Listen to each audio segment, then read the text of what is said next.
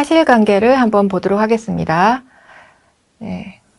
원고죠. A라는 사람이 그 나채무에게 금 5천만 원을 2022년 2월 1일 빌려줬고, 자, 변제일은 2022년 3월 30일로 정했고 차용증을 받았습니다. 그런데 나채무가 변제를 하지 않고 있어서 A는 나채무를 상대로 대여금 청구해소를 제기하려고 한다라는 사실관계를 예시로 우리가 소장을 작성해 보도록 하겠습니다. 전자소송에서 지난 시간에 공동인증서로 로그인을 하시는 경우에 여러분들은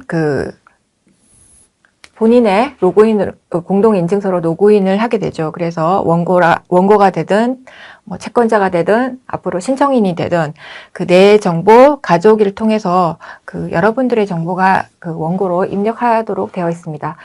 전자소송에서 서류 제출에서 대여금 청구소의 경우 민사 서류를 클릭하세요. 민사 서류에서 민사 대여금 청구소의 경우 민사 본안이죠.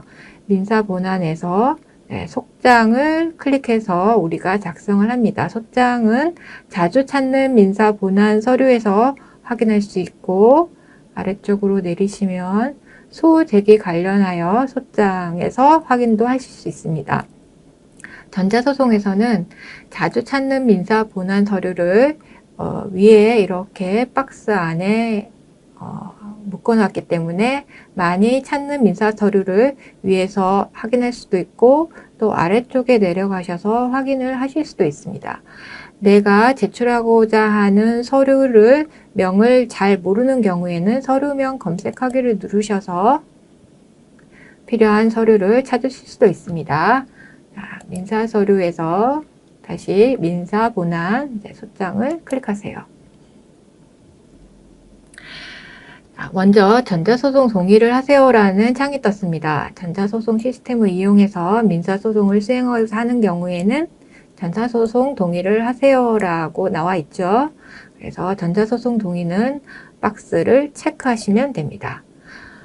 체크를 한 다음 당사자 작성과 대리인 작성이 나옵니다. 여러분들은 지금 개인 아이디로 로그인 하셨기 때문에 당사자 작성을 클릭하십니다. 대리인 사무실에서 서류를 작성하는 경우에는 대리인 작성을 클릭하셔서 소장을 작성하게 됩니다. 자, 우리는 여기서 당사자 작성으로 소장을 작성해 보도록 하겠습니다. 클릭하세요. 소장에는 1단계 문서 작성, 2단계 전자서명, 3단계 소송비용 납부, 4단계 문서 제출, 4단계가 있죠. 첫 번째 문서 작성 단계에는 사건의 정보, 두 번째 입증 첨부 서류, 세 번째 우리가 작성한 소장을 확인하는 3단계로 나눠져 있습니다. 먼저 사건의 정보를 입력해 보겠습니다. 사건의 정보에는 우리가 어떤 소송을 할지 사건명 그리고 속과 관할을 입력하는 칸이 나옵니다. 먼저 사건명을 입력해 보겠습니다. 자, 사실관계에서 나채무에게 금전을 빌려주었는데 나채무가 돈을 갚지 않았을 경우에 우리가 대여금 청구해소를 제기를 하죠. 사건명은 선택을 클릭하시면 여러 가지 사건명이 검색하실 수 있습니다. 자, 여기에서 대여금을 클릭하세요. 그러면 대여금 청구해소를 확인할 수 있습니다. 사건명 검색을 누르시면 어떤 사건을 입력해야 되는지 사건에 대한 설명 또한 전체 화면에서 확인하실 수 있습니다. 자, 사건명을 입력한 다음 청구 구분을 하게 되는데 우리가 지금 작성하는 대여금 청구소의 경우에는 재산권상의 청구이죠. 물건과 채권에 관한 청구인 경우에는 재산권상의 청구를 클릭합니다. 그 다음 속가인 경우에 속가는 원고가 청구 취지 내에서 승소했을 때 받게 될 이익인 경우 속가라고 하는데 금전 지급 청구의 경우에는 청구 금액이 속가가 되겠죠. 사실관계에서 나채무에게 5천만 원을 빌려주었습니다. 그래서 금전 지급을 고하는 청구인 경우에 속가는 5천만 원을 입력합니다. 네, 입력되었습니다. 네, 속가 산정에 관해서는 우리가 소장을 작성하면서 소송 비용 납부 3단계를 설명할 때 속가 산정 부분에 대해서 조금 보충적으로 설명을 하겠습니다. 자, 사건의 기본 정보가 입력되었는데요. 자, 내려주시면 제출법원이 나옵니다. 제출법원을 입력하겠습니다. 자, 제출법원 소장은 원칙적으로 피고의 주소지 관할법원에 제출하세요 라고 되어 있네요. 사실관계에서 나채무는 서울 서초구에 주소지가 있습니다. 관할법원 찾기를 눌러서 나채무의 주소지 서초구를 입력해 봤더니 관할법원 찾기를 클릭하세요. 자, 서울중앙지방법원이 관할로 나왔습니다. 네, 클릭하시면 관할법원이 그대로 입력됩니다. 그런데 우리가 원칙적으로는 피고의 주소지에 관할법원이 있는데 금전지급을 목적으로 하는 경우에는 원고의 주소지에서도 접수가 가능하죠. 그래서 원고의 주소지, 즉 여러분들의 주소지에서도 소장 접수가 가능하다라는 게 되겠죠. 여러분들의 주소지가 수원이다. 예를 들면 관할법의 찾기를 눌렀을 때 수원인 경우에 수원지방법원도 금전지급 청구의 경우에는 관할이 될 수 있습니다. 그래서 여러분들의 주소지를 관할법원 찾기를 누르시고 주소지를 입력하셔서 필요하신 관할법원을 입력해 주세요. 그리고 저장 버튼을 눌러주세요. 전자소송에서 어떤 정보를 입력한 다음 저장 버튼이 나왔을 때는 반드시 저장을 눌러주시지 않으면 이게 저장이 되지 않기 때문에 저장 버튼을 입력하는 걸 잊지 않고 다음 단계로 넘어가셔야 됩니다. 자, 당사자 목록을 입력해 보도록 하겠습니다. 당사자라고 하는 것은 원고와 피고를 말하죠. 자, 당사자 목록 입력을 클릭하세요. 피고를 입력할 때 당사자 구분 피고를 클릭하세요. 네.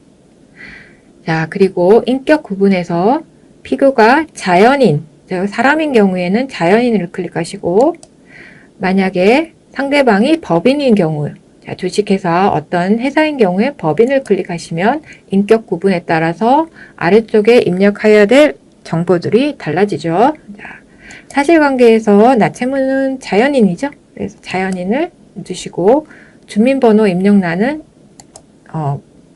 알고 있는 경우에는 입력을 하지만 모르는 경우에는 피고의 주민번호를 입력하지 않으셔도 됩니다.